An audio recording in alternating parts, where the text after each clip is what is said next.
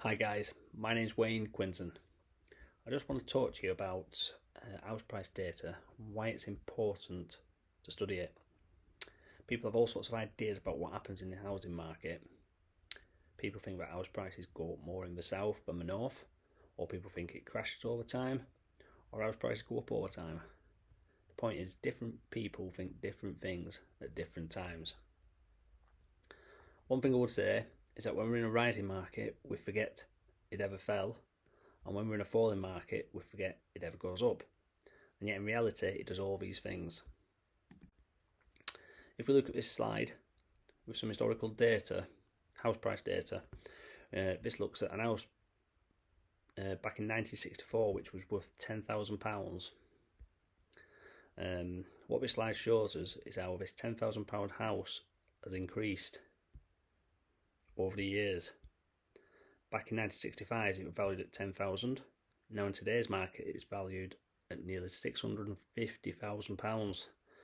Who's planning to live another 50 years? So if we buy a house today worth £100,000 in 50 years' time, what will it be worth? £6.5 million. Now people say that can't be right because that's what we say in our heads. That can't be right. But this is what happens. This is what happens in property. That means that £1 million house now will be worth 65 million in 50 years' time. How many do you want? Now, even if you're only going to live another 20 years, if we look at the house price data, so we start in 1964 and take it up to 1984. So in 20 years, it's still going to be worth 20 times as much. They're worth £2 million each. This is why we buy property. Now what happens is it ebbs and flows. So here in 1964, Harold Wilson was in power for 6 years. Between that time, house prices increased 6% per annum. Edward Heath, 1970 to 1974, house prices were up 24% per annum. This is a rise in value of property of 124% over this period of time. Now people remember the beginning of the 1970s, they say, oh no, the start of the 70s, there was a massive crash. So people remember that. What they don't remember is that at the start of the 70s, there was a massive crash because they had to put interest rates up. And the reason they had to put interest rates up was to control inflation, because inflation had gone up 24% per annum. So there was a crash, but the crash was just a realignment of things because it just had massive growth. Harold Wilson 7% for a couple of years. James Callaghan 16% for 3 years. Margaret Thatcher 12% over 11 years. Then we had a major flat period of 1% from 90 to 97. While John Major was in power, 1% per annum growth. Tony Blair 12% per year. Then more recently, we had a pretty flat period again. London have been booming, but in general, we've had a relatively flat period. The reason I'm showing you this is because what generally happens, you have a 6 to 8 years of flat, then you have 8 to 10 years of growth. 6 to 10 years flat, 8 to 10 years growth. Now let's look at another couple of slides. House price data. Since 1957, property prices have risen on average by 11.3% per year. The north-south divide. In the north of England, between 1983 and 1990, there was 107% increase. In the south, 118% increase. In the next decade, between 1990 and 2000, the north of England increased by 19%. The south of England, 46%. In the decade after that, North England wins with 102% and the south 75% increase. Over time, they go up the same. You see, the papers are written in London with an average house price have gone up £30,000. You go, well, my £80,000 house in Newcastle is never going to do that. £30,000 in London is 10%. So the £80,000 house in Newcastle only has to go up £8,000. If you don't believe these stats, go on Land Registry or Nationwide House Price Index. There are two places where you can go and look how house prices have grown over time. Let's have a look at this next. UK house price changes since 1969. This is the white line here. This is the value of the houses back in 1969, and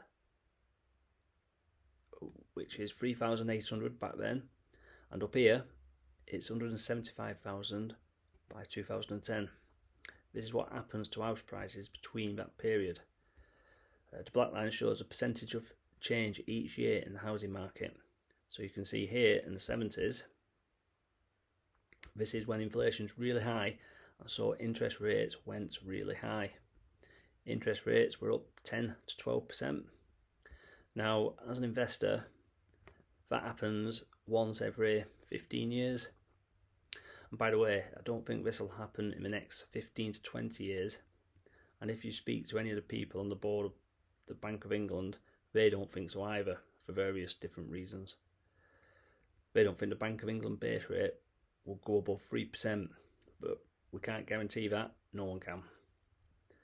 The only time the base rate needs to go really high is when inflation is really high. People are spending too much money on other things, so they put up the cost of debt, so they have to spend the money on that. People stop spending on other things.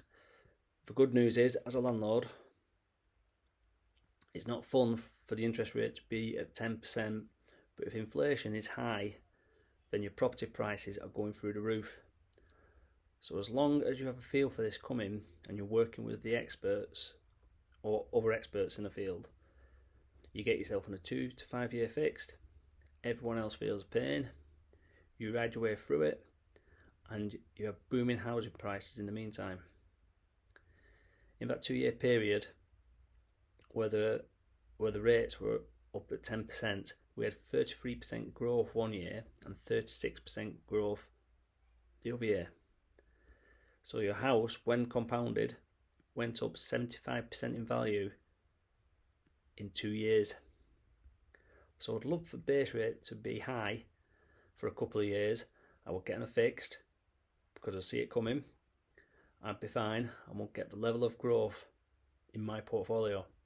Once you understand it and the economics that go with it, it's less scary, so we can move forward. In this slide, what would the growth be at a conservative 5% per annum?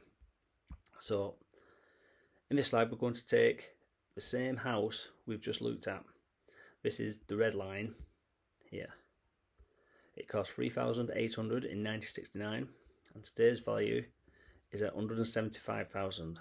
This is what actually happened. The blue line is what we're going to model at, that being 5% growth per annum. So the blue line is the same house going up at 5% per annum over the same period, and is worth 26,000. Can't just see it on there, but that's what it is. So by modelling at 5%, you can see how cautious we're being. This is what would have happened if a £3,800 house would have gone up at 5% per annum. In reality, it's worth 7 times as much, 175,000 in today's market. House price data. Here is generally what happens when the market starts to rise. It rises first of all in London. So you've got the London market starts to rise, and then it starts to wash out.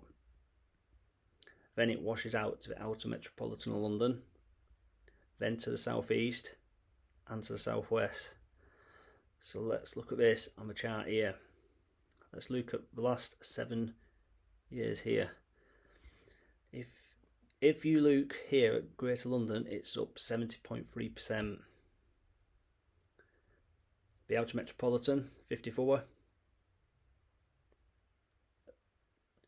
So it's all washing out. Then it goes over to East Anglia with 36%, the outer southeast 41.2%, and the southwest 30.2%.